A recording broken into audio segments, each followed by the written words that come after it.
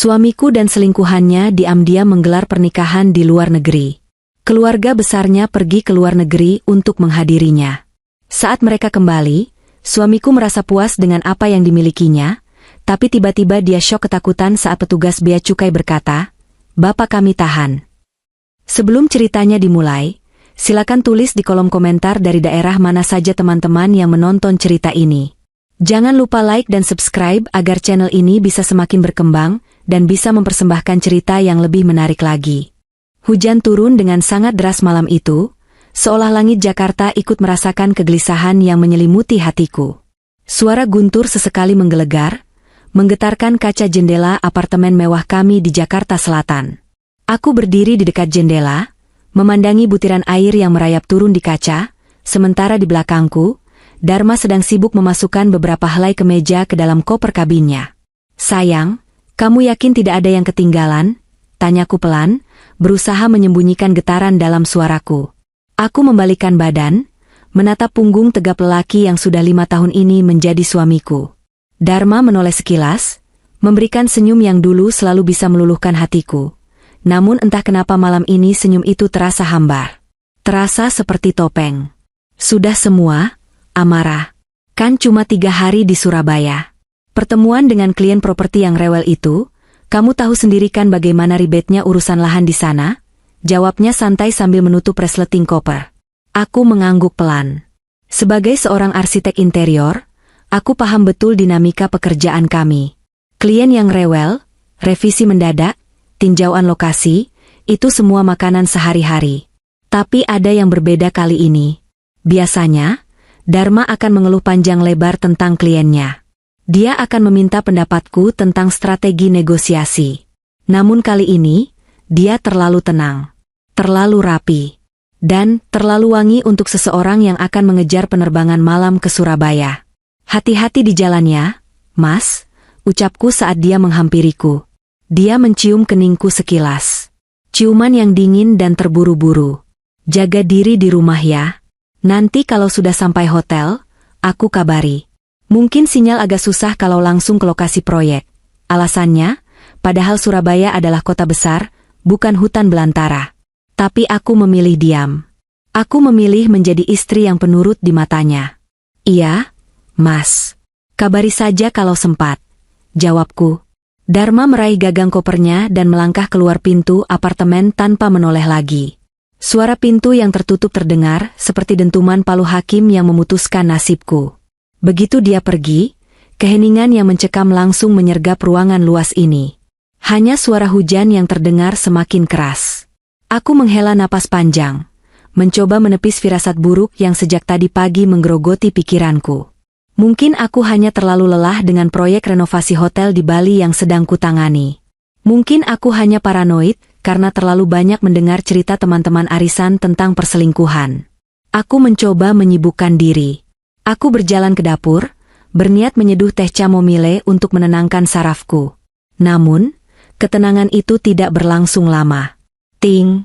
Ponselku yang tergeletak di atas meja makan berbunyi. Layarnya menyala, menampilkan sebuah notifikasi. Awalnya aku tidak terlalu peduli, mengira itu hanya pesan spam atau pemberitahuan dari grup keluarga. Tapi mataku menangkap logo aplikasi perbankan. Itu adalah notifikasi dari kartu kredit tambahan yang dipegang oleh Dharma.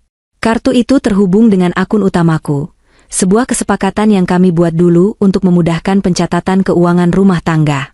Tanganku yang sedang memegang cangkir teh gemetar. Aku meletakkan cangkir itu perlahan, lalu meraih ponsel. Jantungku berdegup kencang saat membuka notifikasi tersebut. Transaksi berhasil, IDR 75 juta di Cappadocia Cafe Resort, Turki. Darahku serasa berhenti mengalir. Turki?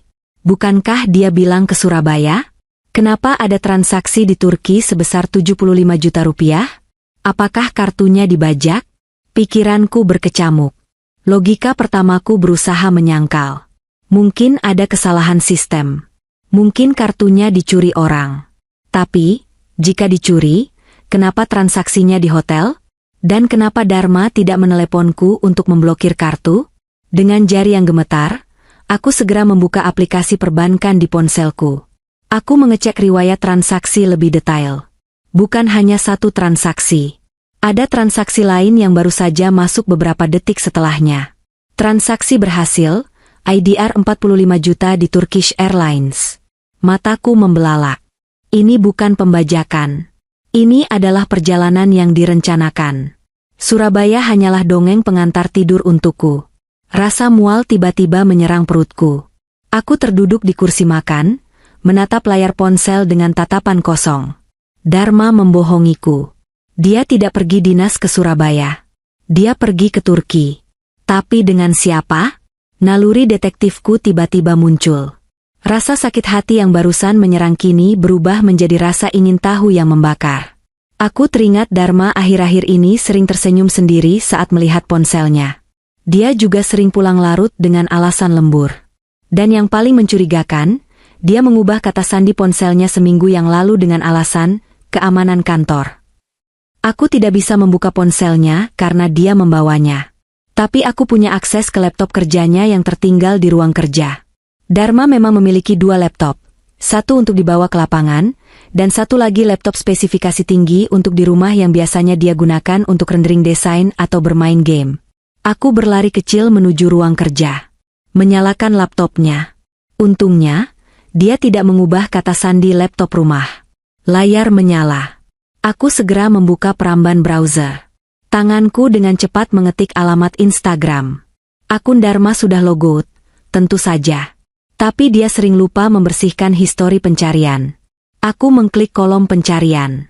Kosong. Dia sudah membersihkannya. Cerdas. Tapi dia lupa satu hal. Kuki dan cace iklan yang muncul di samping layar. Iklan-iklan itu menampilkan rekomendasi baju wanita muda, paket wisata balon udara di Cappadocia, dan cincin berlian. Dadaku semakin sesak. Aku mencoba mencari petunjuk lain. Aku membuka folder downloads. Di sana, aku menemukan sebuah file PDF yang baru diunduh 2 hari lalu. Judulnya, Itinerary, Turki Trip 10 Days. Aku membukanya dengan tangan gemetar. Di dalam dokumen itu tertera nama penumpang. Dharmawangsa Jelita Anggraini. Jelita? Nama itu asing di telingaku.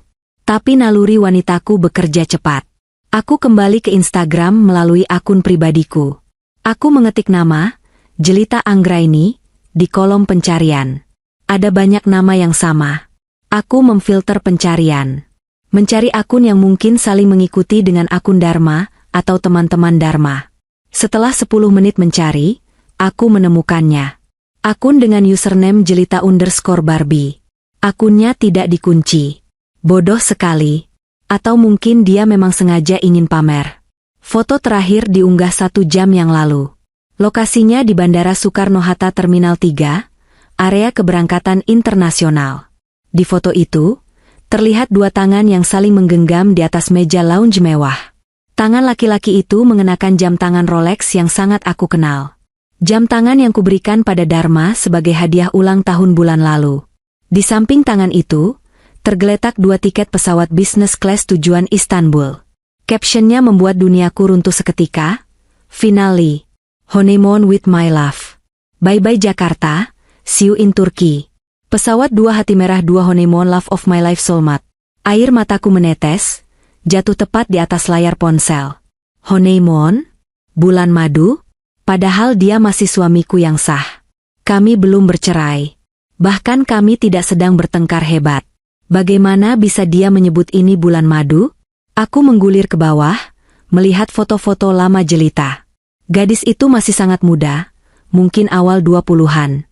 Wajahnya cantik dengan riasan tebal, gaya hidupnya terlihat hedonis. Tas-tas bermerek, makan di restoran mahal, menginap di hotel bintang 5. Dan di beberapa foto, meskipun wajah prianya ditutupi stiker atau diambil dari sudut belakang, aku bisa mengenali postur tubuh itu. Itu Dharma. Mereka sudah berhubungan lama. Foto-foto ini sudah ada sejak 6 bulan lalu. 6 bulan aku hidup dalam kebohongan. 6 bulan aku melayani suami yang ternyata membagi hati dan hartanya dengan wanita lain. Tapi rasa sakit ini perlahan berubah menjadi kemarahan saat aku melihat kolom komentar di foto tiket pesawat itu. Ada komentar dari akun yang sangat aku kenal. Ratna_Soedibyo, ibu mertuaku, hati-hati di jalan ya sayang. Ibu dan yang lain menyusul lusa. Gak sabar lihat kalian bahagia. Jantungku seperti berhenti berdetak untuk kedua kalinya. Ibu? Ibu Ratna tahu? Bahkan dia akan menyusul? Aku membaca komentar itu berulang-ulang, berharap mataku salah membaca. Tapi tidak. Foto profilnya jelas wajah Ibu Ratna dengan sanggul besarnya. Jadi, ini bukan sekadar perselingkuhan biasa. Ini adalah konspirasi keluarga. Ibu mertuaku, yang selama ini selalu menyindirku karena belum bisa memberikan cucu, ternyata mendukung penuh perselingkuhan anaknya. Pantas saja sikapnya belakangan ini semakin dingin dan ketus padaku. Menyusul lusa. Gumamku pelan. Suaraku terdengar serak dan asing. Berarti keluarga besar Dharma juga akan pergi ke Turki. Mereka semua tahu. Mereka semua bersekongkol membohongiku. Aku sendirian di sini. Di apartemen yang kami cicil bersama. Tunggu. Cicilan apartemen. Aset. Otakku yang terbiasa berpikir sistematis sebagai arsitek mulai menyusun kepingan-kepingan puzzle.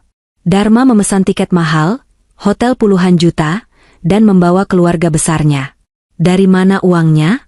Bisnis Dharma memang lancar, tapi tidak sebesar itu likuiditasnya untuk membiayai perjalanan mewah belasan orang sekaligus belanja barang branded si pelakor ini.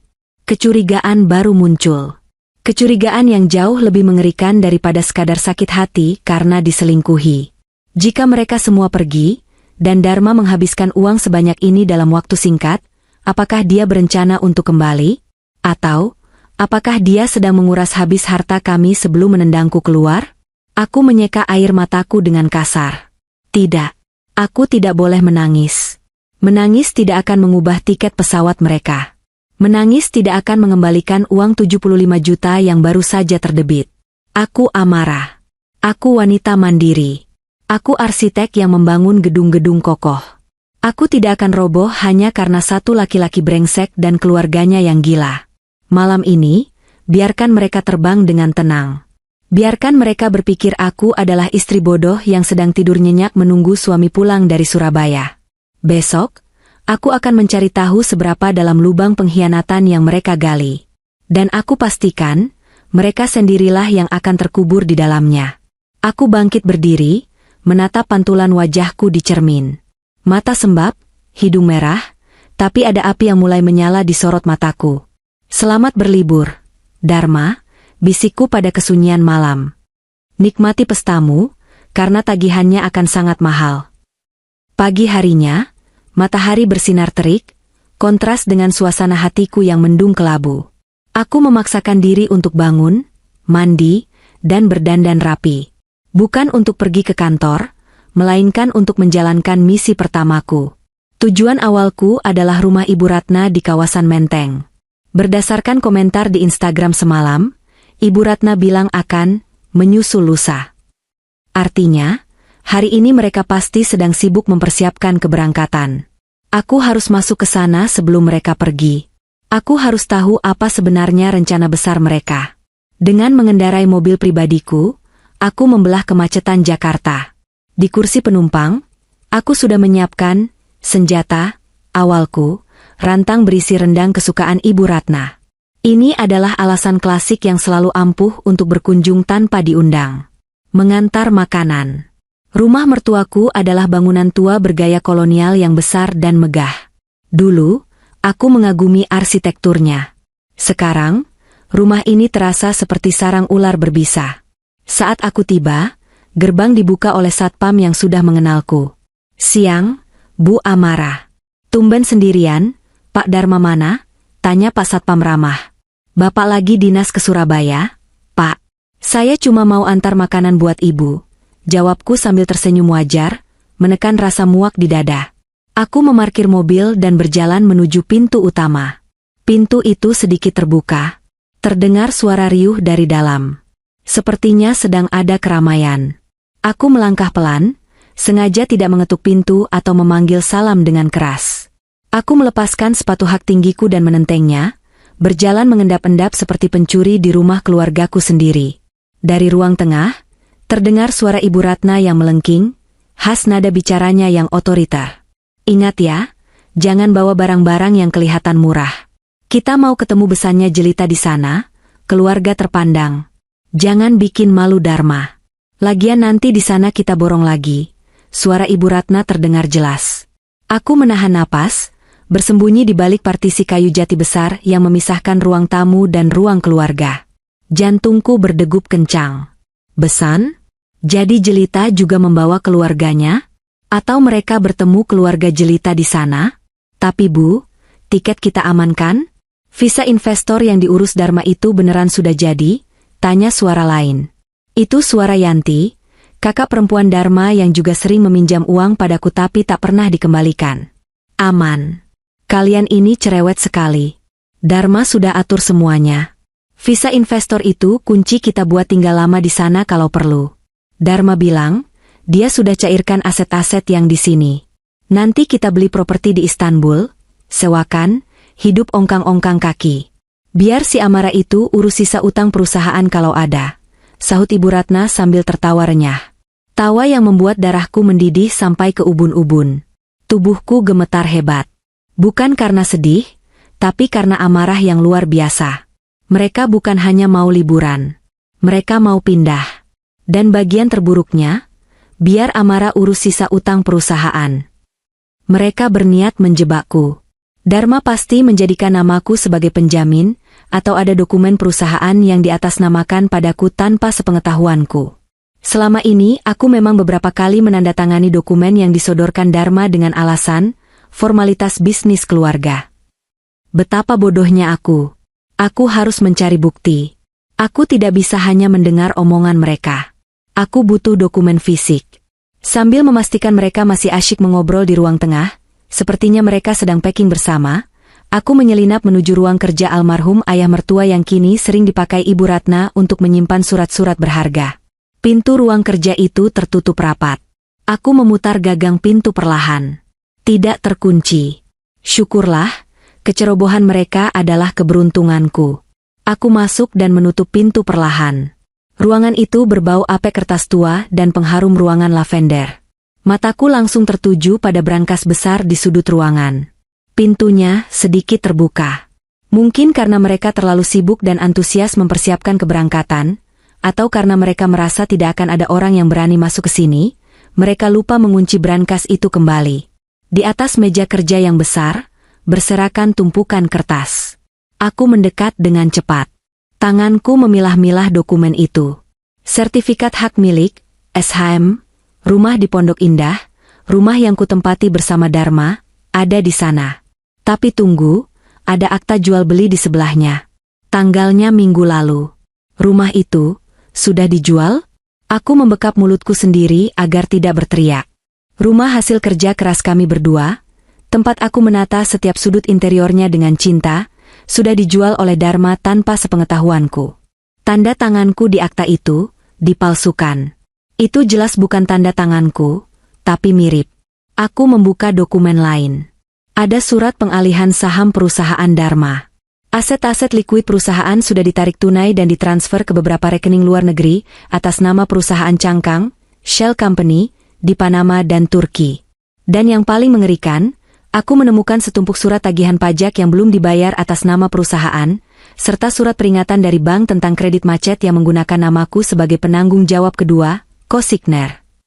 Total utang dan penggelapan pajak yang tertinggal di sini mencapai miliaran rupiah. Sementara aset nyatanya, uang tunai dan hasil penjualan properti, sudah mereka bawa lari. Bajingan, desisku pelan. Air mataku tidak keluar lagi. Rasa sakit itu sudah melampaui batas air mata. Ini adalah perang. Aku mengeluarkan ponselku. Dengan tangan yang kini stabil karena didorong adrenalin, aku memotret semua dokumen itu satu persatu. Halaman demi halaman. Akta jual beli palsu, bukti transfer ke luar negeri, rincian itinerari perjalanan 12 orang keluarga inti Dharma, salinan paspor mereka, dan surat-surat tagihan pajak. Aku harus cepat. Suara langkah kaki terdengar mendekat ke arah ruang kerja. Sebentar, Ibu ambil paspor-paspor kalian di ruang kerja. Suara Ibu Ratna terdengar makin jelas. Jantungku seakan mau melompat keluar. Aku tidak boleh ketahuan sekarang. Jika mereka tahu aku di sini dan melihat dokumen-dokumen ini, mereka mungkin akan nekat melakukan sesuatu padaku. Aku melihat sekeliling. Tidak ada tempat bersembunyi yang aman selain di balik tirai jendela yang tebal dan panjang. Aku segera menyelinap ke balik tirai bludru berat itu, menahan napas, memeluk tasku erat-erat. Pintu terbuka. Langkah kaki Ibu Ratna terdengar berat memasuki ruangan. Duh, di mana si map birunya? Oh, ini dia, gumamnya. Aku bisa melihat bayangan Ibu Ratna dari celah bawah tirai. Dia berjalan menuju meja, mengambil tumpukan paspor yang ada di dekat dokumen-dokumen yang tadi kufoto. Nah, lengkap. Duh, dasar Dharma, brankas kok nggak ditutup lagi. Untung di rumah sendiri, omelnya. Terdengar suara logam beradu. Ibu Ratna menutup pintu brankas dan memutar kuncinya. Klik. Lalu dia melangkah keluar. Pintu ruang kerja ditutup kembali. Aku menunggu sekitar 2 menit sampai suara langkah kakinya benar-benar menjauh. Kakiku lemas. Aku keluar dari balik tirai dengan keringat dingin membasahi punggung. Aku telah mendapatkan apa yang kubutuhkan. Bukti awal. Sekarang, aku harus keluar dari rumah ini tanpa dicurigai. Aku merapikan pakaianku, menarik napas panjang, dan memasang wajah, menantu bodoh yang baik hati. Aku keluar dari ruang kerja, lalu berjalan menuju dapur, seolah-olah aku baru saja masuk lewat pintu samping dapur. Di dapur ada Mbak Inah, asisten rumah tangga yang sedang mencuci piring.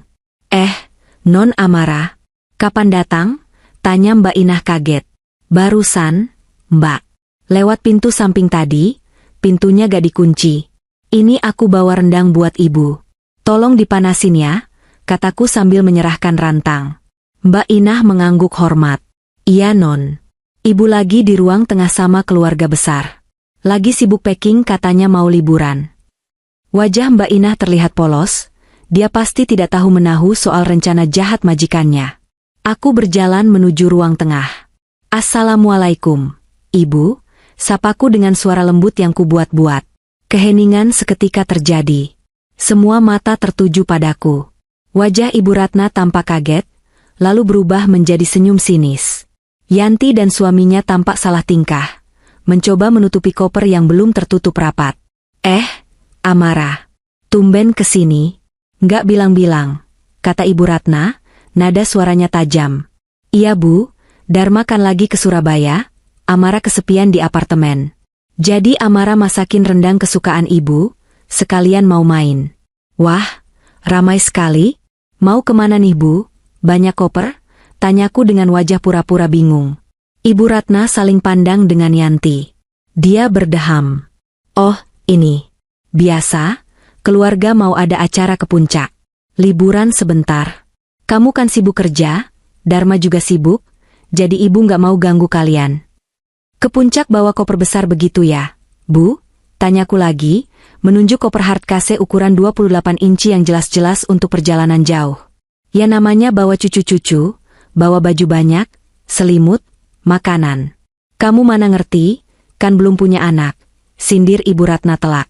Kata-kata itu biasanya akan membuatku sakit hati. Tapi kali ini, aku justru merasa kasihan pada mereka. Mereka pikir mereka pemenang. Mereka tidak tahu bahwa wanita mandul di depan mereka ini baru saja memegang kunci kehancuran mereka di saku blazernya. Oh, begitu. Ya sudah kalau begitu. Amara cuma mau antar rendang kok. Habis ini mau langsung ke kantor lagi, ada meeting mendadak. Kataku, tidak ingin berlama-lama di sana karena takut tidak bisa menahan ekspresi jijikku. Ya sudah, taruh saja di dapur. Hati-hati kamu, usir Ibu Ratna secara halus. Mari Bu, Mbak Yanti, pamitku. Aku berjalan keluar dengan langkah mantap. Begitu masuk ke dalam mobil, aku langsung mengunci pintu. Tanganku gemetar hebat lagi. Kali ini karena campuran rasa takut dan euforia. Aku menyalakan mesin mobil dan melaju pergi dari rumah itu. Saat mobilku menjauh, aku melihat dari kaca spion, rumah megah itu berdiri angkuh. Tunggu tanggal mainnya, gumamku. Kalian mau main hukum rimba? Baiklah. Tapi ingat, aku arsitek. Aku tahu cara meruntuhkan bangunan. Dan aku akan meruntuhkan hidup kalian, bata demi bata. Aku mengambil ponselku, menekan nomor seseorang yang sudah lama tidak kuhubungi. Halo, Siska? Ini Amara. Aku butuh bantuanmu. It's urgent. Ini soal perceraian, pidana korporasi, dan penggelapan pajak. Siska, sahabatku yang kini jadi pengacara top di SCBD, langsung menjawab dengan nada serius. Datang ke kantorku sekarang. Bawa semua yang lo punya. Perjalananku baru saja dimulai. Bukan ke Turki, tapi ke medan perang. Malam itu, sesuai dugaan, Ibu Ratna mengundangku untuk makan malam, syukuran bisnis. Tentu saja, itu hanyalah kedok. Dalam grup WhatsApp keluarga, di mana namaku masih ada meski jarang dianggap, mereka menyebutnya sebagai doa bersama untuk kelancaran proyek baru Dharma. Padahal, aku tahu betul ini adalah pesta perpisahan terselubung mereka sebelum kabur ke Turki besok lusa. Aku mengenakan gaun terusan sederhana berwarna biru laut, warna favorit Dharma dulu, sebelum aku tahu dia lebih suka warna merah menyala seperti yang sering dipakai jelita di foto-fotonya. Aku memoleskan riasan tipis, cukup untuk menutupi kantung mata akibat kurang tidur semalaman menyusun strategi bersama Siska. Sesampainya di rumah Ibu Ratna, suasana sudah ramai. Meja makan panjang dari kayu jati itu, penuh dengan hidangan mewah. Tumpeng nasi kuning, ayam bakar, sate marangi, hingga berbagai kue basah. Semua keluarga inti hadir. Ada Yanti dan suaminya, lalu Budi, adik bungsu Dharma, beserta pacarnya. Dan tentu saja, Dharma ada di sana. Loh, Mas Dharma sudah pulang dari Surabaya? Tanyaku dengan nada kaget yang kubuat-buat saat melihatnya sedang tertawa lepas sambil memegang gelas sirup. Dharma tampak sedikit terkejut melihat kedatanganku, tapi dia dengan cepat menguasai diri.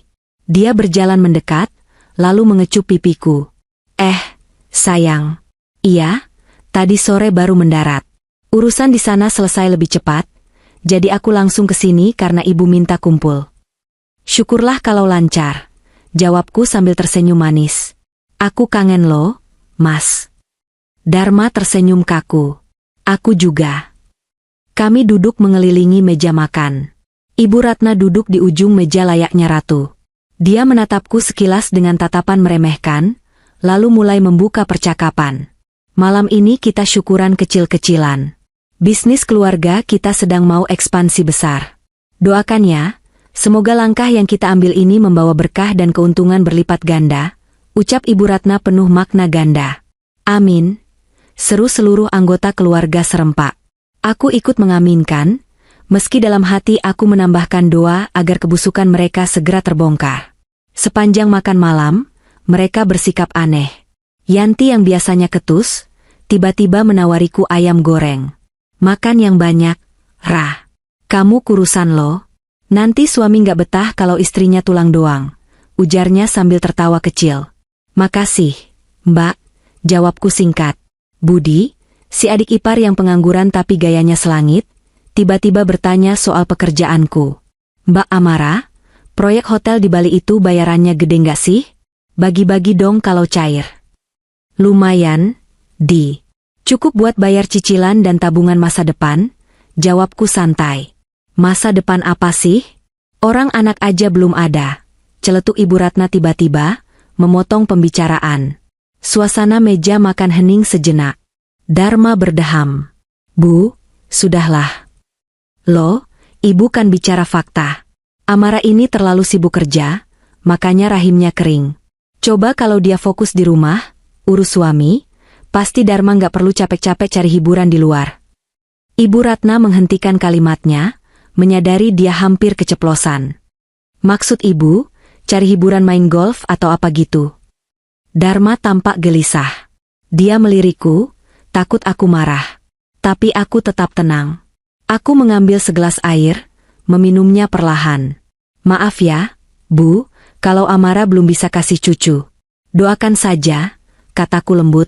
Halah, doa kalau nggak ada usaha ya percuma, cibir Ibu Ratna. Di bawah meja, tanganku mengepal kuat hingga kuku-kukuku menancap di telapak tangan. Sabar, Amara. Sabar. Biarkan mereka merasa di atas angin. Saat mereka asyik mengobrol tentang rencana liburan ke puncak, yang sebenarnya Turki, aku diam-diam mengaktifkan fitur perekam suara di ponselku yang kutaruh terbalik di atas meja. Tiket aman ya, Mas? bisik Budi pada Dharma saat Ibu Ratna sedang sibuk mengunyah. SST, aman. Semua first class buat Ibu, sisanya bisnis. Hotel juga udah full boket. Pokoknya kalian tinggal bawa badan. Jawab Dharma pelan, tapi mikrofon ponselku pasti menangkapnya dengan jelas. Duitnya gila sih, Mas. Yakin gak bakal keendus? Tanya suami Yanti dengan nada khawatir. Aman, bro. Perusahaan cangkang itu fungsinya buat nyuci beginian. Lagian, pajaknya kan masih atas nama PT lama, yang penanggung jawabnya gue sama, yah, orang lain. Kalau ada apa-apa, gue udah clean, jawab Dharma sambil melirikku sekilas. Darahku berdesir. Orang lain, itu pasti aku. Jadi benar dugaan Siska. Mereka menjadikan posisiku sebagai direktur boneka di salah satu anak perusahaan, tanpa aku sadari konsekuensinya. Hebat kamu, Dar. Ibu bangga punya anak pinter kayak kamu. Nggak sia-sia ibu sekolahin tinggi-tinggi. Nanti di sana, kita beli ruko di Taksim, buat usaha kecil-kecilan biar visa kita diperpanjang terus. Timpal Ibu Ratna. Aku merekam semuanya. Setiap kata, setiap rencana busuk, setiap tawa kemenangan mereka. Ini bukan lagi sekadar bukti perselingkuhan, ini adalah bukti kejahatan terencana. Setelah makan malam selesai, aku pamit pulang lebih dulu dengan alasan sakit kepala. Ya sudah sana, istirahat. Jangan sakit-sakit, nyusahin suami nanti, kata Ibu Ratna ketus. Dharma mengantarku sampai ke pintu depan. Kamu hati-hati ya. Aku nginep di sini malam ini, mau nemenin ibu packing buat ke puncak besok. Iya, Mas. Have fun ya di puncak, kataku sambil menatap matanya dalam-dalam. Semoga liburannya tak terlupakan. Dharma tampak sedikit bingung dengan tatapanku, tapi dia mengangguk. Pasti. Aku masuk ke mobil, dan begitu mesin menyala, aku langsung mematikan rekaman. Aku memutarnya sebentar, memastikan suaranya jernih. Jernih sekali. Suara pengakuan Dharma tentang pencucian uang dan rencana kabur itu terekam sempurna. Kena kalian, desisku. Keesokan paginya, aku sudah duduk di ruang rapat kantor Siska di kawasan SCBD. Gedung pencakar langit dengan kaca-kaca tinggi itu memberikan pemandangan Jakarta yang sibuk.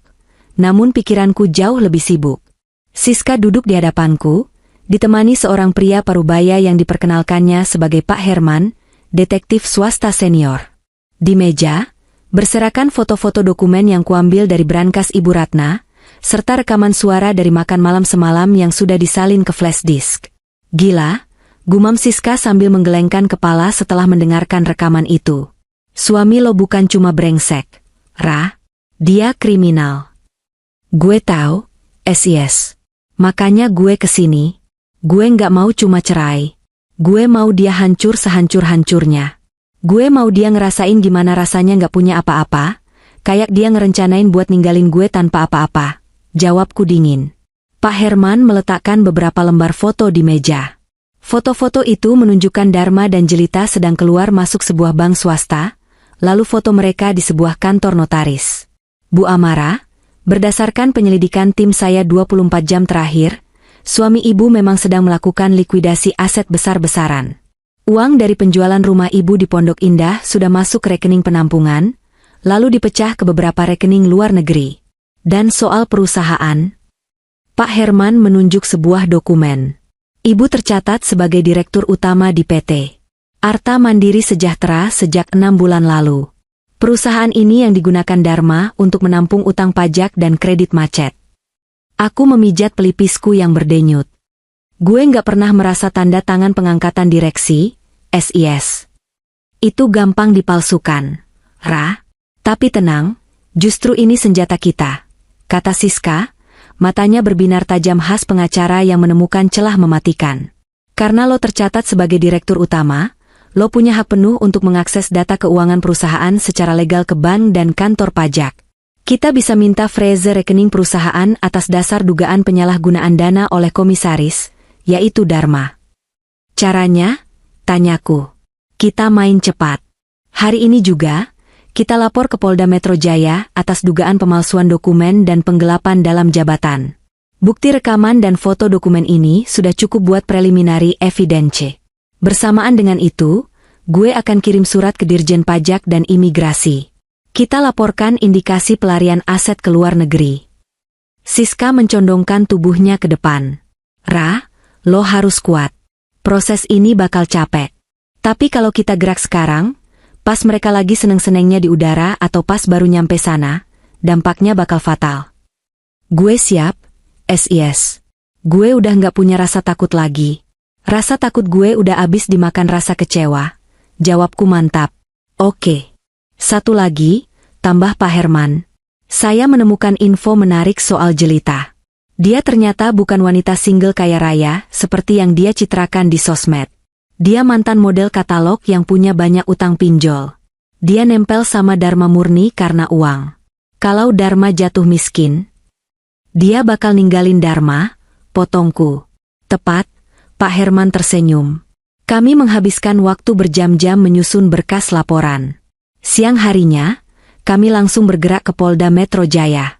Dengan didampingi Siska yang memang punya reputasi garang, laporanku diterima dengan cepat. Unit Krimsus, Kriminal Khusus, sangat tertarik dengan kasus ini karena melibatkan penggelapan pajak dalam jumlah besar dan pencucian uang lintas negara. Sore harinya, kami ke kantor pelayanan pajak. Siska dengan cerdas menggunakan statusku sebagai direktur utama yang baru sadar ditipu, untuk membuka semua data borok perusahaan Dharma. Petugas pajak yang melayani kami matanya sampai melotot melihat jumlah tunggakan pajak yang disembunyikan Dharma lewat manipulasi pembukuan. Ini pelanggaran berat, Bu. Kalau benar dia mau kabur ke luar negeri, kami bisa ajukan pencekalan dan pemblokiran aset segera, kata petugas itu tegas. Lakukan, Pak. Lakukan secepatnya, pintaku. Saat aku keluar dari gedung kantor pajak, langit Jakarta sudah berwarna jingga. Ponselku bergetar. Sebuah notifikasi Instagram masuk. Dharma baru saja membuat Instagram story. Videonya di dalam kabin pesawat business class. Dia memegang gelas champagne, di sebelahnya ada tangan wanita dengan kuku bercat merah menyala. Jelita. Captionnya, Off to Dreamland. Work hard, play harder. Aku tersenyum miring melihat layar ponselku. Nikmati champagne MU, Mas, gumamku. Itu mungkin minuman mewah terakhirmu sebelum kamu minum air penjara. Malam itu, aku tidur dengan nyenyak untuk pertama kalinya dalam 3 hari. Perangkap sudah dipasang. Umpan sudah dimakan. Sekarang, tinggal menunggu tikus-tikus itu masuk dan terjerat. Terminal 3 Bandara Soekarno-Hatta pagi itu tampak begitu megah dan dingin. Lantai marmer yang mengkilap memantulkan cahaya lampu-lampu LED yang berderet di langit-langit tinggi, menciptakan suasana futuristik namun asing bagiku hari ini. Biasanya, aku berada di sini untuk perjalanan bisnis atau liburan bersama Dharma. Namun hari ini, aku berdiri di sini sebagai orang asing, bersembunyi di balik pilar besar dekat area check-in maskapai internasional. Mengenakan kacamata hitam lebar dan masker kesehatan yang menutupi separuh wajahku. Aku juga memakai topi bucket dan jaket oversize yang tidak pernah kupakai sebelumnya, memastikan tidak ada satupun dari mereka yang bisa mengenaliku. Jantungku berdegup kencang, bukan karena takut ketahuan, melainkan karena rasa sakit yang menghantam dada saat melihat rombongan itu turun dari 3 mobil Alphard sewaan yang berhenti di area drop-off. Mereka datang. Rombongan sirkus yang akan menghancurkan hidupku, atau begitulah yang mereka pikirkan. Dharma keluar lebih dulu dari mobil pertama. Dia mengenakan setelan kasual branded dari atas sampai bawah, kaos polo Ralph Lauren, celana chino krem, dan sepatu loafers Gucci yang baru dibelinya minggu lalu menggunakan kartu kredit tambahanku. Dia terlihat begitu segar, begitu bahagia, tanpa sedikit pun beban dosa di wajahnya. Lalu, turunlah wanita itu. Jelita. Melihatnya secara langsung untuk pertama kalinya membuat darahku mendidih. Dia jauh lebih muda dariku, mungkin baru awal 20-an.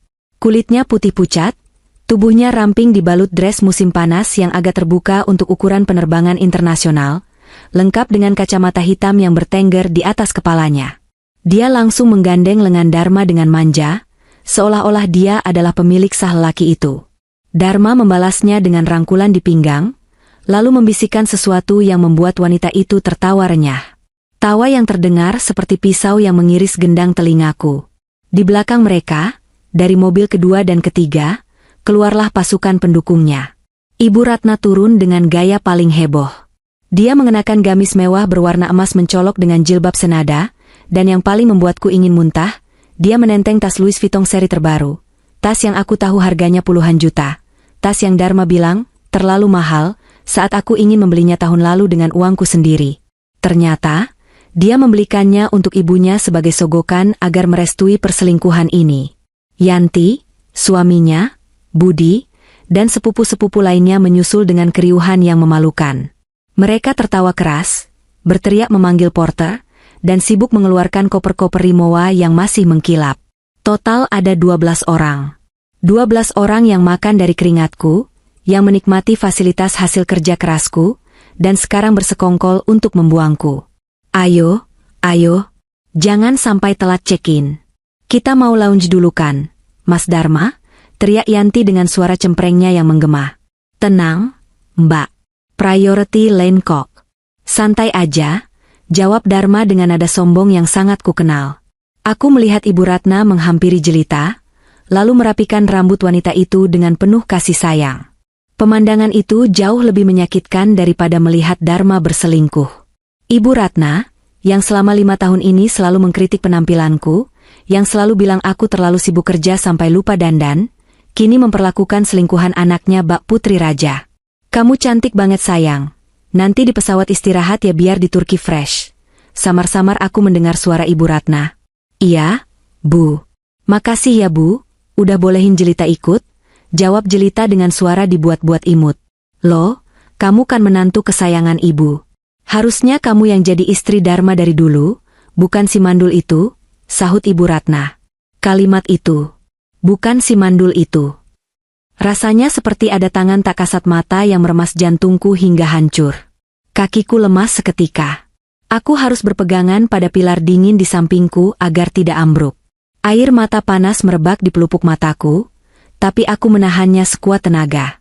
Tidak, aku tidak boleh menangis untuk mereka. Air mataku terlalu berharga untuk manusia-manusia sampah ini.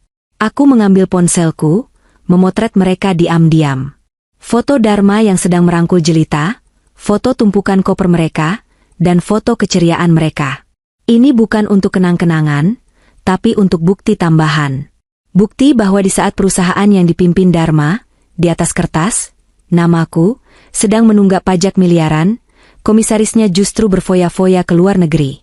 Setelah mereka menghilang di balik pintu pemeriksaan keamanan menuju imigrasi, aku menarik napas panjang. Oksigen terasa begitu tipis, tapi tekadku semakin tebal. Selamat jalan, bisikku lirih. Terbanglah yang tinggi, karena jatuhnya akan sangat sakit. Aku berbalik, meninggalkan bandara dengan langkah cepat. Misi pengintaian selesai. Sekarang waktunya eksekusi. Mobilku melaju kencang membelah jalan tol menuju pusat kota Jakarta. Tujuanku bukan rumah, bukan kantor, melainkan markas besar Polda Metro Jaya. Siska sudah menungguku di sana, bersama tim pengacara hukum pidana yang dia bentuk khusus untuk kasusku. Sesampainya di Polda, suasana berubah drastis dari kemewahan bandara menjadi ketegangan yang birokratis. Lorong-lorong panjang, bau kopi murah, dan suara ketikan mesin tik serta printer mendominasi ruangan. Siska menyambutku dengan wajah serius. Dia mengenakan blazer hitam formal, siap berperang. Lo lihat mereka? Tanya Siska singkat. Lihat. Lengkap. Pakai duit gue semua, jawabku dingin. Bagus. Itu jadi bahan bakar lo. Sekarang, ayo masuk. Pak Kanit sudah nunggu. Kami masuk ruangan penyidik unit kriminal khusus. Di atas meja kayu besar itu, Siska meletakkan tumpukan dokumen setebal bantal. Itu adalah hasil kerja keras kami selama 48 jam terakhir. Rekaman suara pengakuan Dharma tentang pencucian uang, foto-foto dokumen asli yang kudapat dari brankas Ibu Ratna, bukti transfer ke perusahaan cangkang di Panama, dan data pemalsuan tanda tanganku di akta perubahan direksi perusahaan.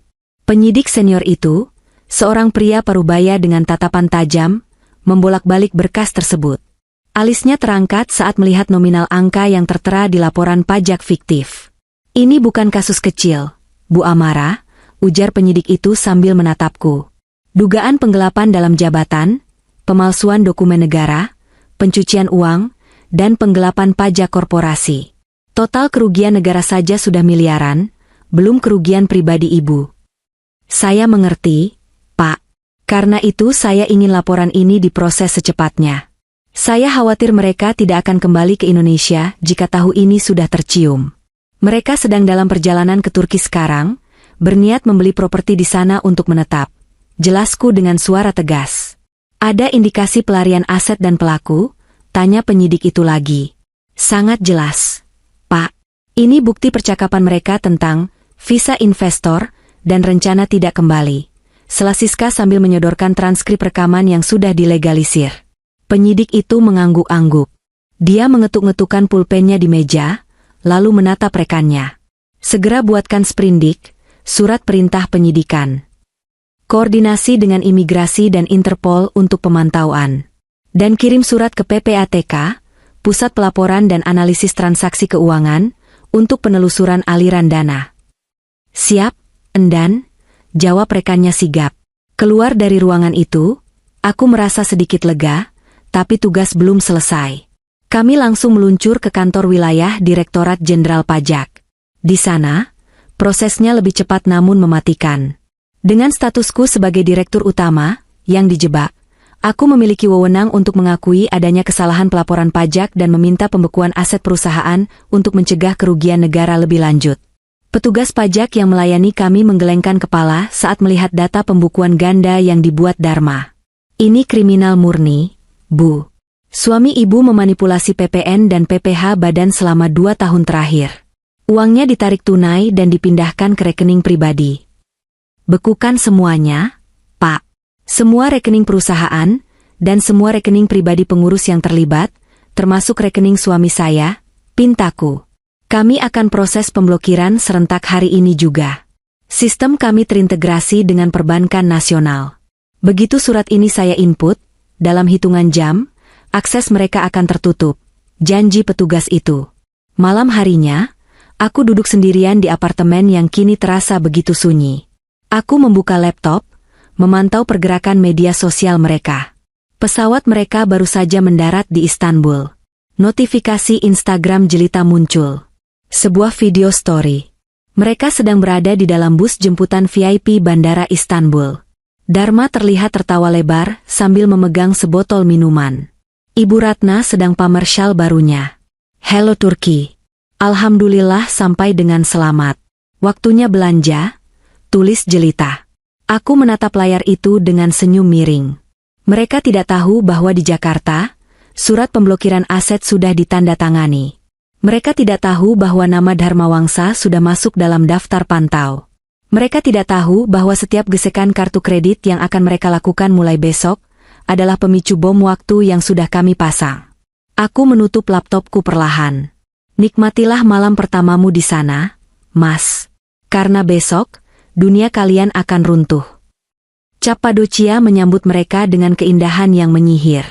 Dari foto-foto yang terus membanjiri lini masa media sosialku, berkat bantuan Rina, sepupu jauh Dharma yang diam-diam menjadi mata-mataku, aku bisa melihat betapa menakjubkannya pemandangan di sana.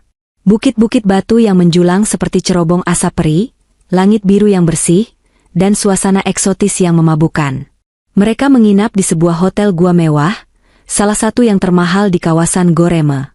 Kamar suitenya saja seharga 15 juta per malam, dan Dharma menyewa 3 kamar sekaligus. Aku menghitung cepat di kepalaku, uang yang mereka hamburkan dalam 2 hari ini saja sudah setara dengan gaji tahunanku. Hari ketiga di sana adalah hari yang paling mereka tunggu-tunggu. Hari kemenangan bagi Jelita dan Ibu Ratna. Dharma merencanakan sebuah pesta kejutan untuk Jelita, yang sebenarnya adalah sebuah pernikahan siri. Ya, suamiku menikah lagi di sela-sela liburannya, sementara aku, istri sahnya, sedang sibuk mengurus borok kejahatannya di Jakarta. Melalui video call tersembunyi dari Rina, aku menyaksikan prosesi menjijikan itu. Mereka menggelarnya di teras rooftop hotel saat matahari terbenam. Pemandangannya indah sekali, sangat romantis, kontras dengan perbuatan hina yang sedang mereka lakukan. Ada seorang penghulu lokal, entah mereka dapat dari mana, mungkin kenalan Dharma di komunitas bisnis gelapnya, yang memimpin akad nikah sederhana itu. Jelita mengenakan gaun putih panjang berekor, lengkap dengan mahkota kecil di kepalanya. Dia terlihat cantik, Aku akui itu, tapi kecantikan yang memancarkan aura jahat. Dharma mengenakan jas linen berwarna krem, terlihat gagah dan bangga. "Sah?" tanya penghulu itu. "Sah?" seru keluarga besar Dharma serempak, diikuti tepuk tangan meriah. Ibu Ratna langsung memeluk Jelita sambil menangis sesenggukan. Suaranya terdengar jelas di speaker ponselku. "Alhamdulillah.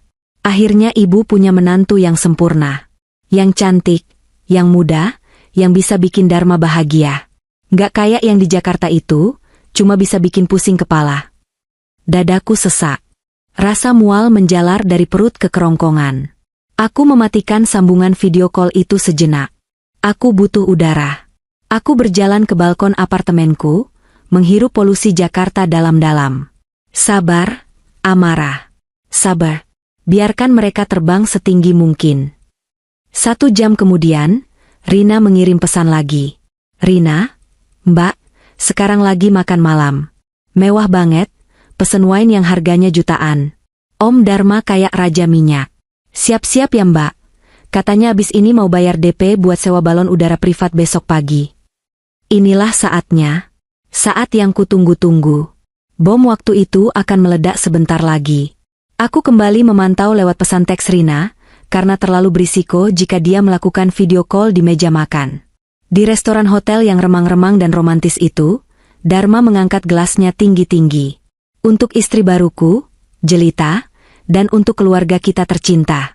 Jangan pikirin biaya, malam ini aku yang traktir semuanya sepuasnya. Besok kita terbang naik balon udara, satu keluarga." "Hore! Hidup Mas Dharma," sorak Budi dan Yanti kegirangan. Mereka makan dengan lahap, memesan steak wagyu termahal dan dessert berlapis emas. Piring-piring kotor menumpuk, botol-botol kosong berserakan. Mereka benar-benar berpesta di atas penderitaanku. Lalu, momen itu tiba. Seorang pelayan Turki yang ramah datang, membawa buku tagihan kulit berwarna coklat. Total tagihannya pasti fantastis. Dharma dengan gaya santai mengeluarkan dompet kulitnya, mengambil kartu kredit Black Card, kartu utamanya yang limitnya ratusan juta. Dia meletakkannya di atas nampan dengan percaya diri, bahkan tidak melihat jumlah tagihannya. Pelayan itu pergi ke mesin kasir. 5 menit berlalu. Pelayan itu kembali, wajahnya sedikit bingung. Dia membisikkan sesuatu pada Dharma. "Rina, Mbak." Pelayannya balik lagi. Katanya kartunya gak bisa. Aku tersenyum lebar. Jantungku berdebar kegirangan. Di sana, Dharma mengerutkan kening. "Coba lagi. Mungkin chipnya kotor," katanya dalam bahasa Inggris yang pas-pasan. Dia memberikan kartu kedua.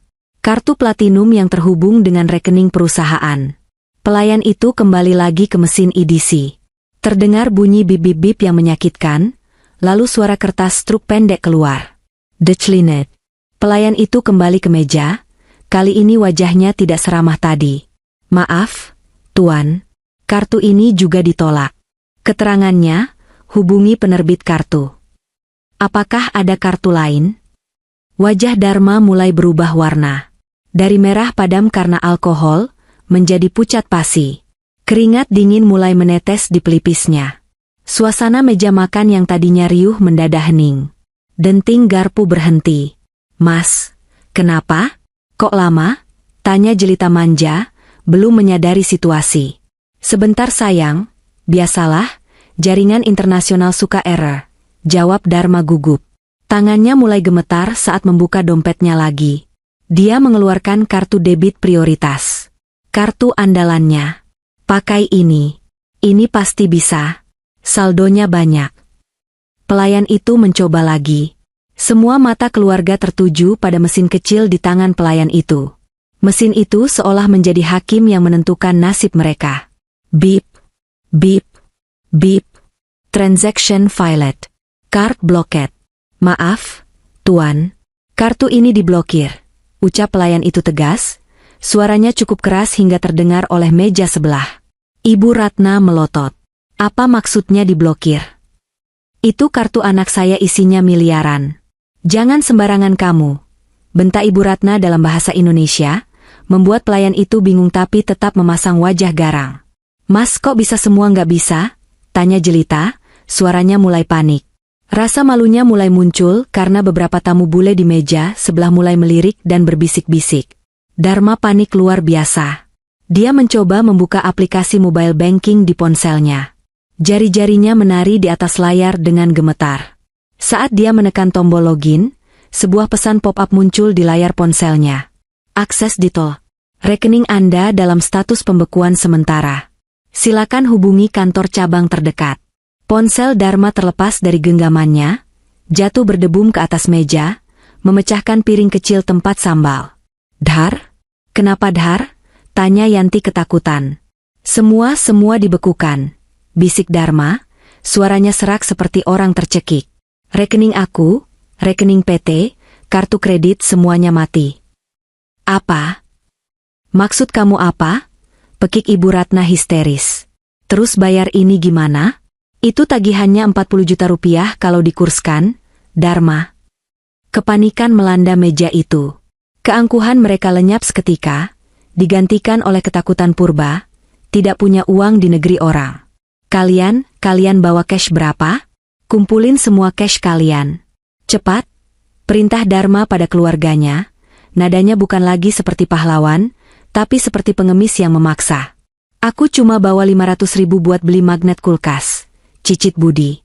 Yanti, suami kamu bawa berapa? Bentak Dharma. Cuma bawa 3 juta, Mas. Itu pun buat jatah makan 3 hari. Jawab Yanti mau menangis. Jelita, kamu? Dharma menoleh pada istri barunya. Jelita mundur perlahan, wajahnya jijik. Aku kan gak bawa dompet. Kamu bilang kamu yang tanggung semua. Kok jadi gini sih? Malu-maluin banget. Akhirnya, dengan menanggung malu yang luar biasa, mereka harus mengosongkan saku mereka. Semua uang tunai, dolar, euro, lira, bahkan rupiah, dikumpulkan di tengah meja. Ibu Ratna sampai harus merelakan beberapa lembar uang simpanan hajinya. Itu pun masih kurang. Manajer restoran datang dengan wajah dingin. Masih kurang 2.000 lira. Atau kami panggil polisi. Dharma memohon-mohon, wajahnya merah pada menahan tangis. Akhirnya dia harus meninggalkan jam tangan Rolex kesayangannya, jam yang dulu kuberikan dengan penuh cinta, sebagai jaminan di kasir restoran. Mereka keluar dari restoran itu bukan dengan kepala tegak, tapi menunduk dalam-dalam. Sisa tamu restoran menatap mereka dengan tatapan mencemooh. Orang kaya baru yang bangkrut, mungkin begitu pikir mereka. Malam itu, tidak ada balon udara. Tidak ada pesta lanjutan. Mereka kembali ke kamar masing-masing dengan suasana mencekam. Rina, Mbak, pecah perang dunia. Ibu Ratna nyalahin Jelita karena mesen makanan kemahalan. Jelita ngamuk bilang dia ditipu Dharma. Dharma diam aja di pojokan kamar kayak orang gila. Sumpah, aku puas banget liatnya meski aku juga jadi susah makan besok. Aku membaca pesan itu sambil menyesap teh hangat di apartemenku. Rasanya nikmat sekali. Jauh lebih nikmat daripada wine mahal yang mereka minum tadi. Aku membalas pesan Rina, sabar ya Rin. Kamu aman. Aku udah transfer uang saku tambahan ke rekening pribadi kamu buat makan diam-diam. Jangan kasih tahu mereka. Biarin mereka kelaparan. Di Cappadocia, di dalam gua mewah yang dingin itu, Dharma pasti sedang menatap langit-langit batu, mencoba mencerna apa yang terjadi. Dia mungkin berpikir ini hanya kesalahan sistem perbankan di Indonesia. Dia mungkin masih punya harapan bisa memperbaikinya besok dengan menelepon bank. Dia tidak sadar bahwa jam tangan Rolex yang dia tinggalkan di kasir itu adalah simbol dari waktunya yang sudah habis. Waktu kebebasannya sudah selesai. Besok, saat dia mencoba menelepon Jakarta, dia tidak akan disambungkan ke layanan nasabah prioritas, melainkan akan mendengar kabar bahwa namanya sudah menjadi buronan. Dan kepulangan mereka nanti akan menjadi perjalanan terpanjang dan paling menakutkan dalam hidup mereka. Selamat tidur, pengantin baru, gumamku sambil mematikan lampu kamar. Mimpi buruk kalian baru saja dimulai. Sore itu, Terminal 3 kedatangan internasional Bandara Soekarno-Hatta berdenyut dengan irama kesibukan yang khas. Suara gesekan roda koper di atas lantai keramik yang mengkilap, dengung percakapan dalam berbagai bahasa, serta pengumuman dari pengeras suara yang bergema silih berganti, menciptakan simfoni kekacauan yang teratur. Di tengah lautan manusia yang menunggu orang-orang terkasih dengan papan nama dan buket bunga, aku berdiri terpaku seperti patung, menyatu dengan bayang-bayang pilar beton besar yang tak jauh dari gerbang kedatangan. Penampilanku hari ini dirancang untuk menghilang. Aku mengenakan pakaian serba hitam, hoodie oversize yang menenggelamkan tubuhku, celana kargo longgar, topi bucket yang ditarik rendah, serta masker kesehatan hitam yang menutupi separuh wajahku. Kacamata hitam lebar bertengger di hidungku, menyembunyikan sorot mata yang bukan memancarkan kerinduan, melainkan antisipasi dingin seorang pemburu yang menunggu mangsanya masuk ke dalam perangkap. Aku tidak datang sebagai Amara, istri yang setia menunggu suami pulang dinas. Aku datang sebagai saksi bisu atas runtuhnya sebuah dinasti kecil yang dibangun di atas kebohongan dan air mataku. Ponsel di saku jaketku bergetar panjang. Sebuah pesan baru dari Rina masuk. Aku membukanya dengan hati-hati, memastikan tidak ada yang mengintip. Rina, Mbak, pesawat baru aja landing. Sumpah, ini penerbangan paling neraka yang pernah aku alamin. Dari Istanbul sampai Jakarta, Ibu Ratna nggak berhenti ngomel karena lapar tapi nggak bisa beli makanan tambahan. Dia lupa kalau catering pesawat jatahnya terbatas. Om Dharma diam terus kayak patung. Mukanya pucat banget, keringetan terus padahal AC pesawat dingin. Si jelita, wah parah Mbak. Dia nangis sesenggukan di toilet pesawat lama banget, matanya bengkak. Mereka benar-benar berantakan. Aku membaca pesan itu dengan senyum tipis yang tersembunyi di balik masker. Gambaran itu begitu jelas di kepalaku.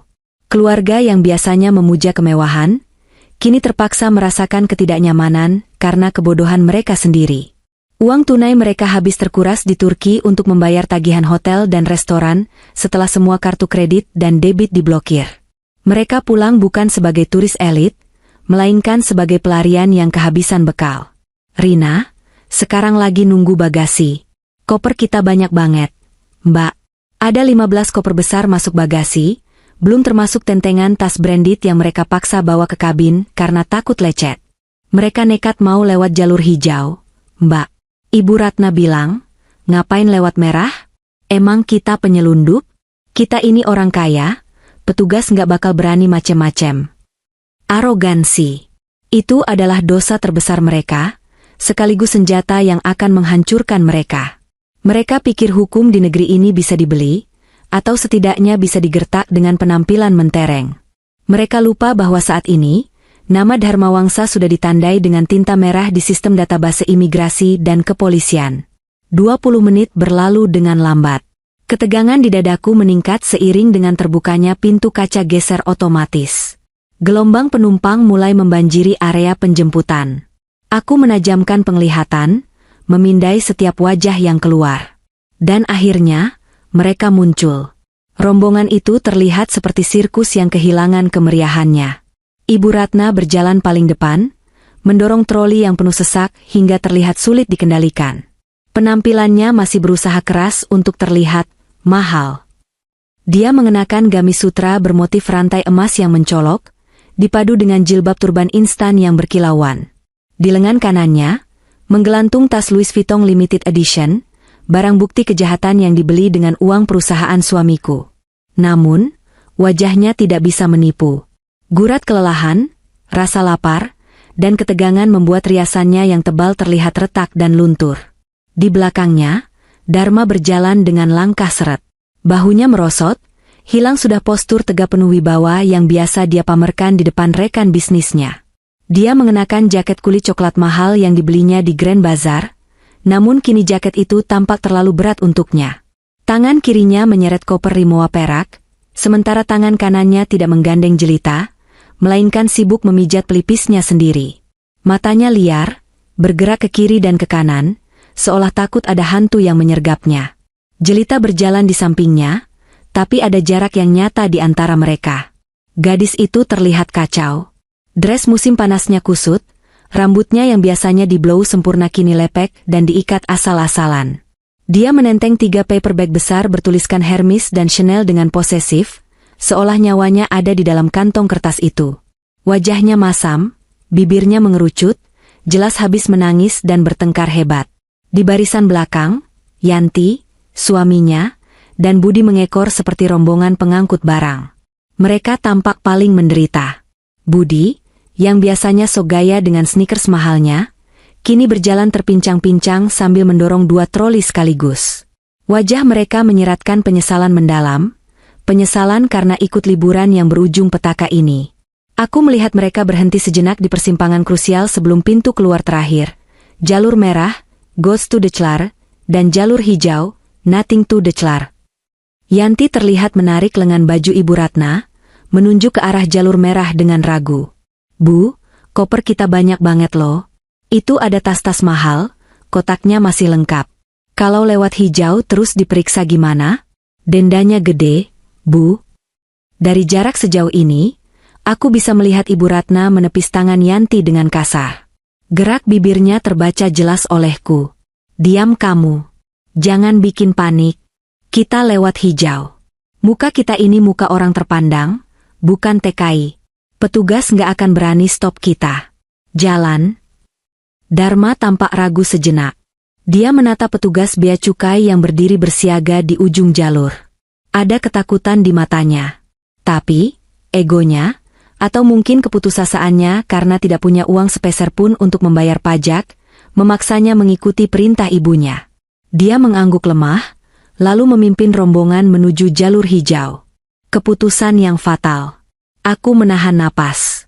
Tanganku mencengkeram erat pagar pembatas. Inilah momen yang kutunggu. Aku sudah memastikan, tip anonim yang kuberikan pagi ini sampai ke telinga petugas yang bertugas.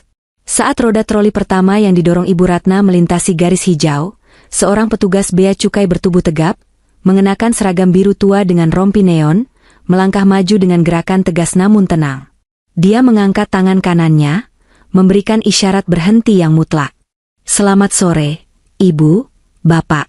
Mohon maaf, bisa menepi sebentar? Harap semua koper dan barang bawaan dimasukkan ke mesin X-ray untuk pemeriksaan, ucap petugas itu. Suaranya sopan, standar operasional, tapi matanya tajam memindai tumpukan koper yang tidak wajar itu. Langkah Ibu Ratna terhenti mendadak, membuat troli di belakangnya hampir menabrak kakinya. Dia mendongak, menatap petugas itu dengan tatapan merendahkan yang sudah menjadi ciri khasnya.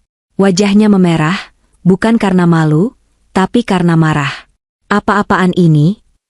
Minggir, bentak Ibu Ratna. Suaranya melengking membelah kebisingan terminal. Saya baru mendarat, capek, lapar. Kenapa harus diperiksa? Kami lewat jalur hijau berarti nggak ada yang perlu dilaporin. Barang-barang ini cuma baju kotor sama oleh-oleh makanan. Prosedur kami mewajibkan pemeriksaan acak. Bu, apalagi dengan jumlah bagasi sebanyak ini. Silakan kooperatif, jawab petugas itu datar, tidak terprovokasi. Kooperatif? Kooperatif. Kamu pikir kami kriminal? Ibu Ratna mulai histeris. Gaya, orang kaya baru, nya keluar sepenuhnya. Dia menunjuk wajah petugas itu dengan telunjuknya yang dihiasi cincin berlian, palsu. Kamu nggak tahu siapa saya? Kamu nggak tahu siapa anak saya ini? Anak saya Dharma Wangsa, pengusaha properti sukses. Kami ini penyumbang pajak terbesar. Berani-beraninya kamu curiga sama kami. Orang-orang di sekitar mulai menoleh. Bisik-bisik mulai terdengar. Adegan ini menjadi tontonan gratis bagi para penjemput yang bosan. Dharma, yang menyadari situasi makin runyam, mencoba maju. Dia memaksakan seulas senyum kaku, mencoba menggunakan pesona manipulatifnya yang biasanya ampuh. Mas, tolonglah. Ibu saya sudah tua, beliau lelah sekali perjalanan jauh, kata Dharma dengan nada memelas yang dibuat-buat. Ini benar-benar cuma barang pribadi kok. Nggak ada barang dagangan. Kita damai sajalah ya. Biarkan kami lewat. Nanti saya aturlah uang rokoknya kalau saya sudah sampai mobil. Dompet saya ketinggalan di koper bagasi soalnya. Upaya penyuapan yang menyedihkan. Petugas itu menatap Dharma dengan pandangan jijik. Pak, jangan mencoba menyuap petugas. Itu tindak pidana. Silakan masukkan semua koper ke X-ray sekarang, atau kami lakukan pemeriksaan paksa di tempat. Pilih mana? Ancaman itu menghantam Dharma seperti palu godam. Dia terdiam. Dia tahu dia tidak punya daya tawar. Uang, pelicin, yang biasanya dia andalkan kini tidak ada. Kartunya mati, dompetnya kosong. Dia hanyalah singa ompong yang terjebak di kandang sendiri. Dharma, lawan dong. Jangan diam aja, seru Ibu Ratna, masih tidak terima. Bu, sudah. Nurut aja, bentak Dharma frustrasi, suaranya pecah. Itu pertama kalinya aku melihat Dharma membentak ibunya di depan umum. Kita nggak punya pilihan. Dengan wajah tertunduk menahan malu yang membakar, rombongan itu akhirnya menurut. Satu persatu, koper-koper Rimowa yang mahal, tas-tas jinjing Hermes, dan bungkusan paper bag itu diletakkan di atas sabuk berjalan mesin pemindai. Aku mengamati layar monitor X-ray dari kejauhan. Meski tidak jelas detailnya, aku bisa melihat siluet yang muncul di layar, bentuk kotak-kotak tas yang khas, jam tangan dalam box, dan perhiasan.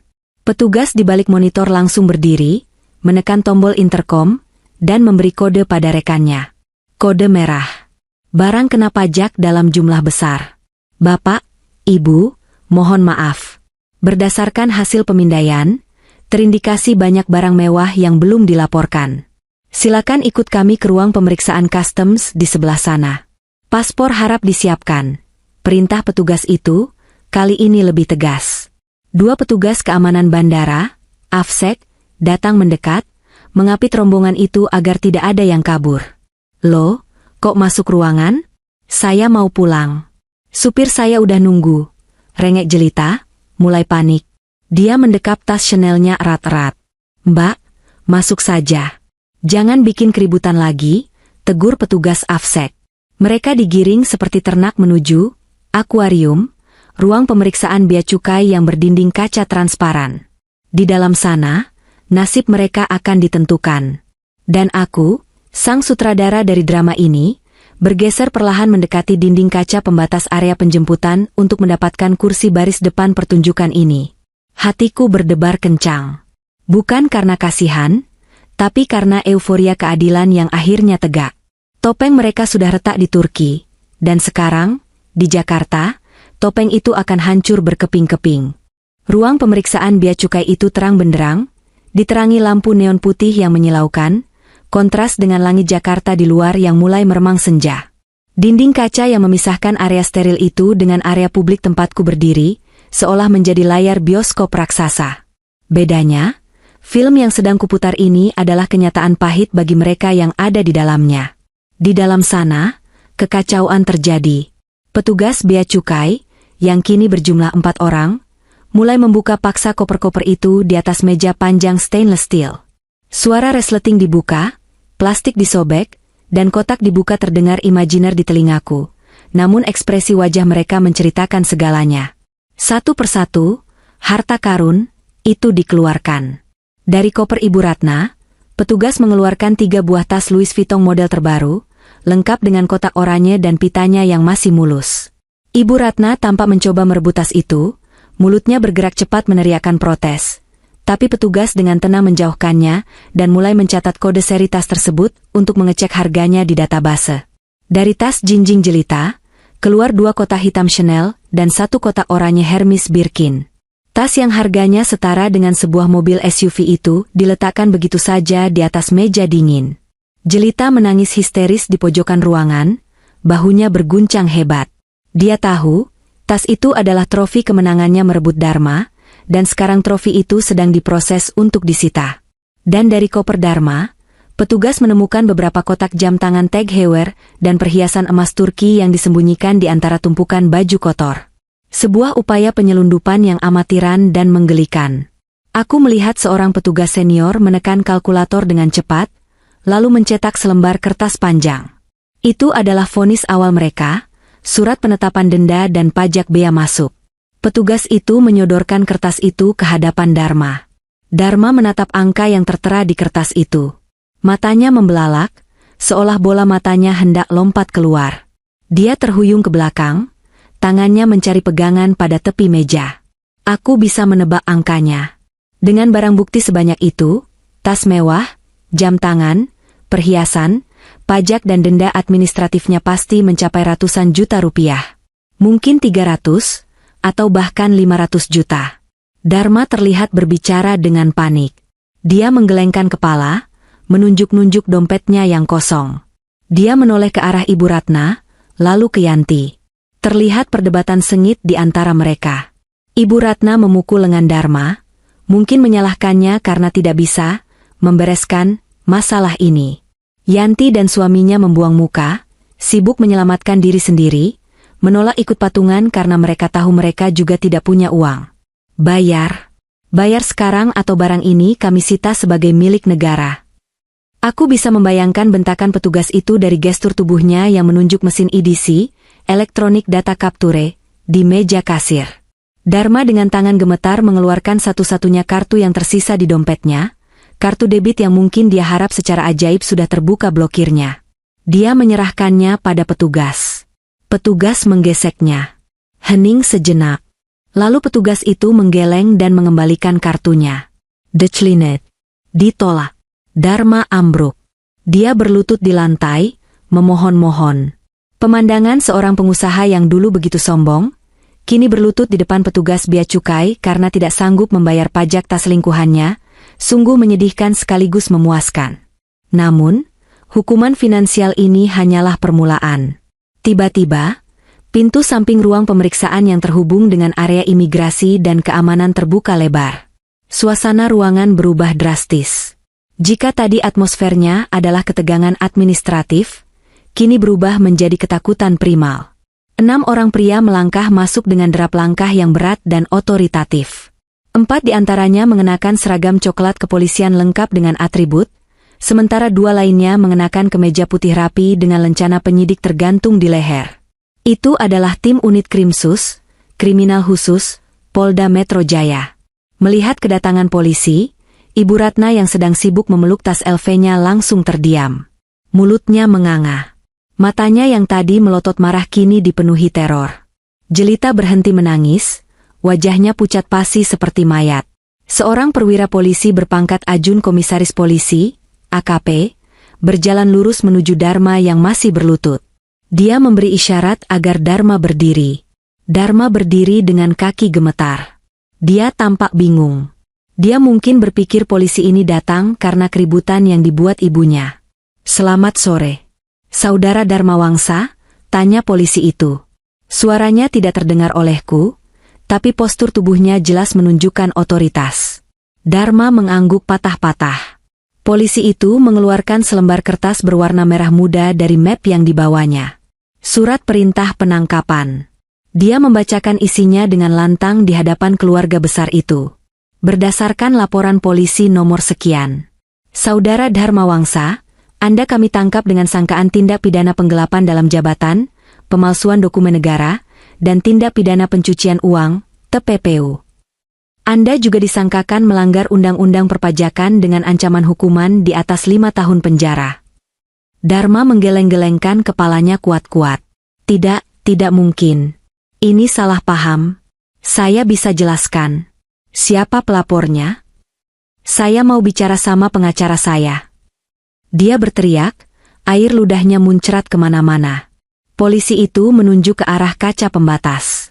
Ke arahku. Penyidik berpakaian preman itu sepertinya mengatakan, pelapornya ada di sana. Istri sah Anda, sekaligus direktur utama perusahaan yang dananya Anda curi. Sontak, seluruh kepala di dalam ruangan itu menoleh ke arah kaca. Dharma, Ibu Ratna, Jelita, Yanti, Budi. Mata mereka mencari-cari di kerumunan penjemput. Aku melangkah maju dari bayang-bayang pilar. Aku berdiri tepat di depan kaca, hanya berjarak 5 meter dari mereka. Perlahan, aku menurunkan masker hitamku. Aku melepas kacamata hitamku dan menggantungkannya di kerah jaket. Wajahku terekspos jelas di bawah lampu terminal. Aku menatap mereka. Mata Dharma terkunci pada mataku. Dalam detik itu, waktu seolah berhenti. Aku melihat keterkejutan yang luar biasa di matanya, diikuti oleh kesadaran yang menyakitkan. Dia melihat wanita yang selama ini dia anggap lemah, wanita yang dia pikir bodoh dan tidak tahu apa-apa, kini berdiri sebagai arsitek kehancurannya. Tidak ada kemarahan di wajahku. Aku tidak menangis. Aku tidak berteriak. Aku hanya memberikan senyuman tipis. Senyuman dingin yang mengirimkan pesan, aku tahu semuanya. Dan ini hadiahku untukmu. Amara. Mulut Dharma bergerak menyebut namaku. Amara, tolong. Tolong Mas. Dia mencoba menerjang ke arah kaca, seolah ingin menembusnya untuk bersujud di kakiku. Tapi dua polisi dengan sigap menangkap lengannya. Mereka memelintir tangan Dharma ke belakang punggungnya. Klik. Suara logam borgol yang mengunci pergelangan tangan Dharma terdengar imajiner namun begitu nyata di telingaku. Borgol perak itu berkilau dingin, menggantikan jam tangan Rolex yang sudah dia gadaikan di Turki. Melihat anak kesayangannya diborgol seperti penjahat kelas kakap, pertahanan Ibu Ratna runtuh seketika. Dharma anakku, jangan bawa anakku, teriaknya histeris. Dia mencoba menarik seragam polisi itu, tapi tenaganya tidak ada apa-apanya. Tiba-tiba, Ibu Ratna memegang dada kirinya. Wajahnya membiru, matanya berputar ke atas. Tubuhnya yang gemuk limbung, lalu ambruk ke lantai keras dengan suara berdebum. Ibu pingsan. Tolong! Teriak Yanti panik, mengguncang-guncang tubuh ibunya yang tak sadarkan diri di antara tumpukan tas Hermes sitaan. Keangkuhan wanita tua itu lenyap, digantikan oleh ketidakberdayaan yang menyedihkan. Sementara itu, polisi lain menghampiri Jelita. Saudari Jelita Anggraini. Jelita mundur sampai punggungnya menabrak dinding kaca. Dia menggeleng panik, air mata dan ingus membasahi wajah cantiknya. Aku nggak tahu apa-apa, Pak. Sumpah. Aku cuma diajak. Dharma yang bayar semua. Aku korban. Jangan tangkap aku. Anda turut diamankan sebagai saksi kunci dan penerima aliran dana hasil kejahatan. Paspor Anda disita, ucap polisi itu dingin, lalu menggiring Jelita yang meronta-ronta seperti orang gila. Pemandangan itu begitu kaotis. Dharma diseret paksa sambil terus menoleh ke arahku dengan tatapan memohon ampun. Ibu Ratna dikelilingi petugas medis bandara yang baru datang membawa tandu. Jelita menangis meraung-raung. Yanti dan Budi hanya bisa berdiri mematung. Menangis ketakutan, menyadari bahwa hidup nyaman mereka yang disokong uang haram Dharma telah berakhir hari ini. Aku menatap Dharma untuk terakhir kalinya sebelum dia dibawa keluar melalui pintu khusus yang dijaga ketat. Tatapan kami bertemu lagi. Kali ini, aku melihat air mata menetes di pipinya. Penyesalan? Mungkin. Ketakutan? Pasti. Aku mengangkat tanganku sedikit, memberikan lambaian kecil yang nyaris tak terlihat. Selamat tinggal, Mas. Nikmati, Hotel Prodeo, barumu. Ketika sosok Dharma menghilang di balik pintu, aku merasakan beban ribuan ton terangkat dari pundakku. Rasa sesak yang menghimpit dadaku selama 6 bulan terakhir, sejak aku menemukan pesan pertamanya dengan Jelita, lenyap seketika. Udara di sekitarku terasa lebih ringan, lebih segar, meskipun bercampur dengan bau aftur dan keringat manusia. Aku memakai kembali kacamata hitamku. Menarik maskerku menutup wajah. Pertunjukan sudah selesai. Layar sudah diturunkan. Sang protagonis menang, dan para antagonis mendapatkan ganjaran setimpal sesuai naskah karma yang kutulis. Aku berbalik badan, memunggungi kaca yang kini hanya menampilkan pantulan orang-orang yang bingung melihat drama penangkapan itu. Aku merogoh saku, mengambil kunci mobilku. Aku berjalan keluar dari terminal kedatangan, menembus udara malam Jakarta yang hangat dan lembab. Suara klakson taksi dan bus Damri terdengar seperti musik yang merdu. Aku mengeluarkan ponselku, mengetik pesan singkat terakhir untuk Siska, pengacaraku. Doni. Paket, sudah diamankan pihak berwajib. Aset sitaan aman. Besok pagi, tolong kirimkan berkas gugatan cerai ke pengadilan agama. Aku mau semuanya selesai sebelum dia sidang pidana pertama. Aku masuk ke dalam mobilku, menyalakan mesin. Lagu I Will Survive mengalun pelan dari radio, seolah alam semesta pun merayakan kemenanganku. Aku menginjak pedal gas, melaju meninggalkan Bandara Soekarno-Hatta. Tidak ada lagi Amara yang menangis di pojok kamar. Tidak ada lagi istri yang merasa tidak berguna.